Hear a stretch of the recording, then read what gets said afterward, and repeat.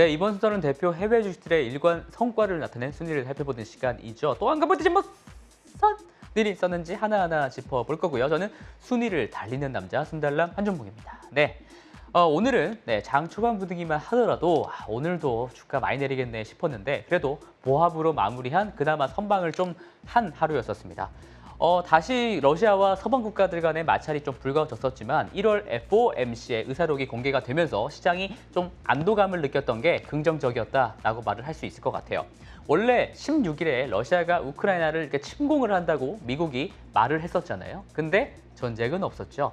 사실 미국이 날짜를 찍어주고 그 날짜에 맞춰서 러시아가 공격을 한다는 게 사실 납득이 좀 잘 가지는 않았긴 합니다. 인류 역사상 그렇게 전쟁이 난 역사는 제 생각에는 없었던 것 같아요.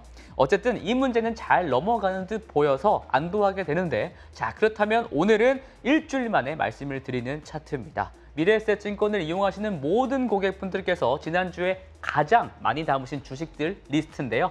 순매수상이 탑 10 지금 만나러 가겠습니다. 지난주에는요, 역시 쉽지 않은 변동성이 있었기 때문에 이런 때일수록 많은 분들께서 빅테크나 인덱스 ETF로 매매를 많이 하십니다. 1위부터 5위까지의 종목들이 전부 전 세계 시가총액 순위에서 최상단에 위치한 것들이죠. 유일하게 개별 종목들 중에서 좀 덩치가 작은 종목이 9위에 있는 루시드 그룹인데요. 확실히 한국 투자자분들이 루시드를 제2의 테슬라가 될 것이라고 정말 많은 기대를 하시는 것 같습니다. 루시드가 올해 대량 생산을 잘 해낼 수 있을지가 그게 관건으로 보입니다. 그리고 저번 주 순매수 1위가 다름 아닌 테슬라였는데요. 사실 매번 1위를 기록을 하다가 지난주에는 메타 플랫폼한테 그 자리를 뺏겼었거든요. 메타 플랫폼은 지난주에 급락을 하다 보니까 그만큼 저가 매수세가 좀 많이 있었던 거고요. 그런데 한 주 만에 테슬라가 다시 왕자로 복귀를 했습니다. 그만큼 관심들이 많으신 종목이다 보니까 테슬라에 대한 이야기를 좀 해보도록 하겠습니다. 차트 한번 보시고 갈게요. 테슬라 주가가 어떤 흐름이 있었는지 제가 간략하게 히스토리를 적어본 겁니다. 테슬라는 작년 여름부터 가을까지 엄청나게 올랐었습니다. 이때는 정말 건실했던 이유로 올랐던 건데요. 7월에 2분기 실적, 10월에 3분기 실적 기록을 하면서 올라왔었고요. 이때 판매량 상승의 견인차 역할을 톡톡히 했던 게 바로 중국 공장에서의 생산 가속이었었습니다. 뿐만 아니라 AI데이도 8월 달에 개최를 했었고 FSD 베타도 꾸준히 업데이트와 배포를 지속을 하면서 주가 상승의 기폭제가 됐습니다.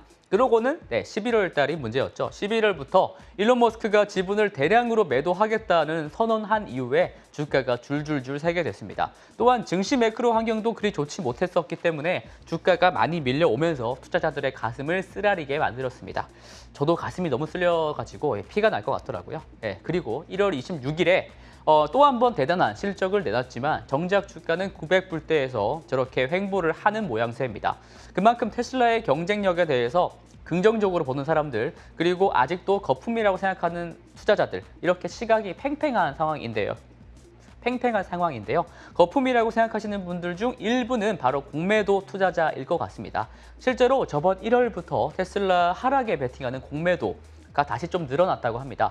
원래 작년에 주가가 좀 많이 오르면서 공매도 투자자들이 지지치고 많이 나갔었거든요. 그런데 최근에 다시 좀 늘어나게 되는 거죠. 그렇지만 1년 전에 비해서는 공매도 잔량이 절반 수준 이하로 감소한 상황입니다. 그러니까 테슬라를 저격하는 공매도 물량의 힘이 예전 같지는 않다라는 점은 아시면 좋을 것 같아요.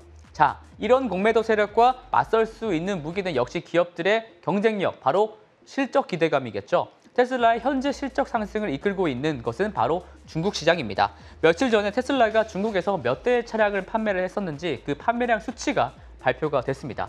1월 판매량이 작년 1월과 비교를 했을 때 무려 4배 이상의 성장을 보였다는 겁니다. 사실 1월은 12달 중에서 가장 판매량이 적은 달입니다.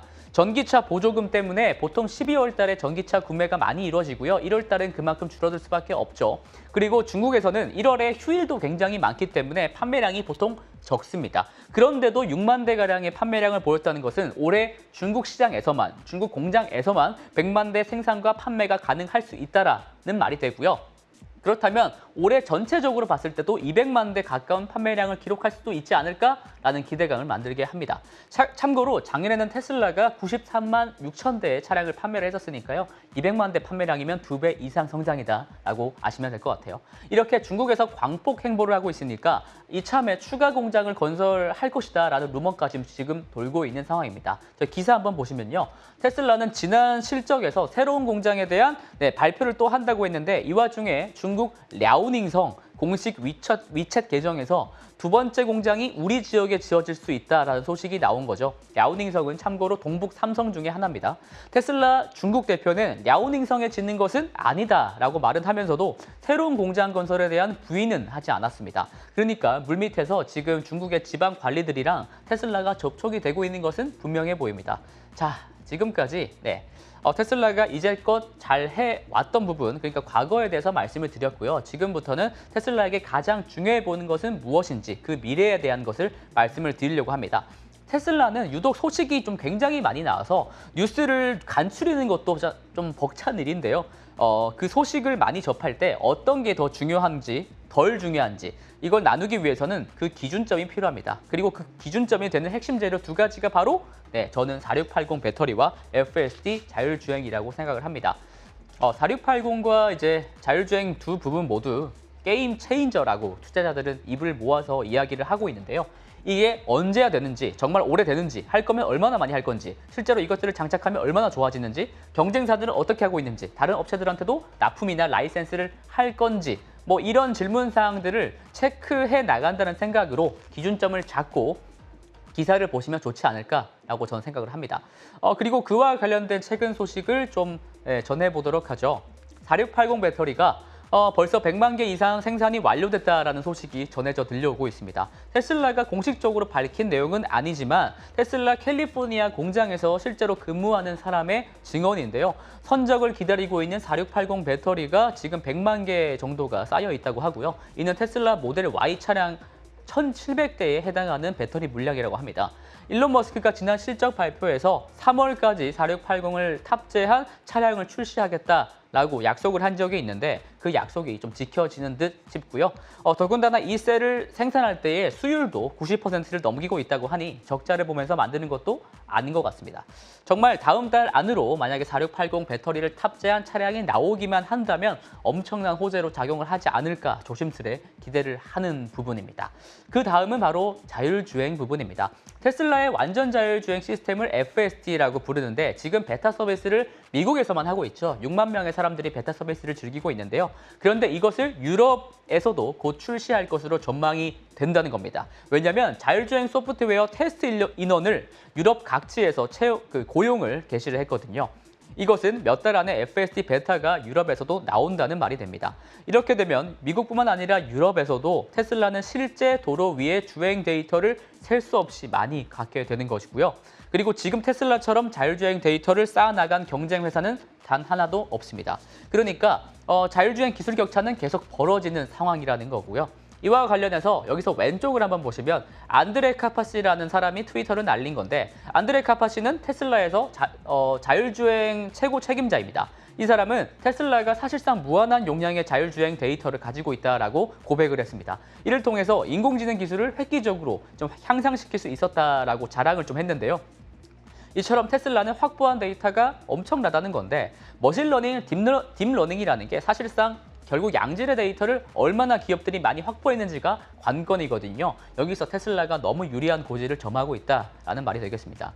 더군다나 인공지능 기술을 연구하고 돌리려면 또 소프트웨어 전문가들이 굉장히 많아야 되지 않겠습니까? 오른쪽에 저 표를 보시면 저게 테슬라의 인공지능 관련 직군에 지원한 사람들의 숫자입니다. 지원자 숫자예요. AI 데이 이후에 지원자가 100배 증가했다고 하고요. 이 AI 데이라는 게 테슬라가 작년 8월 19일에 한 건데 우리는 자율주행을 이렇게 개발을 할 거야, 이렇게 완성할 거야 라고 했던 로드맵을 발표했던 게 AI 데이였었습니다. 이때 전문가들이 엄청나게 큰 충격을 받았다고 해요. 실제로 한국의 신경망 프로세서 개발 기업인 리벨리온의 박상현 대표는 테슬라가 엄청난 것을 해냈다라는 저렇게 뉘앙스로 발언을 했었으니까요. 이런 부분도 챙겨가시면 되게 좋을 것 같습니다. 정말 공상과학과 같은 완전 자율주행 그리고 로보택시가 정말 올해 안에 머스크가 공언했던 것처럼 완성이 될 수 있을지는 아직은 좀 무모한 도전 같은데요. 그런 무모한 도전이 세상을 바꾸는 게 아닌가라고 생각을 합니다. 네, 무한도전을 좋아하는 저는 또 다음 주에 더 열심히 알찬 내용으로 달리도록 하겠습니다. 이상 순달라였습니다. 호잇!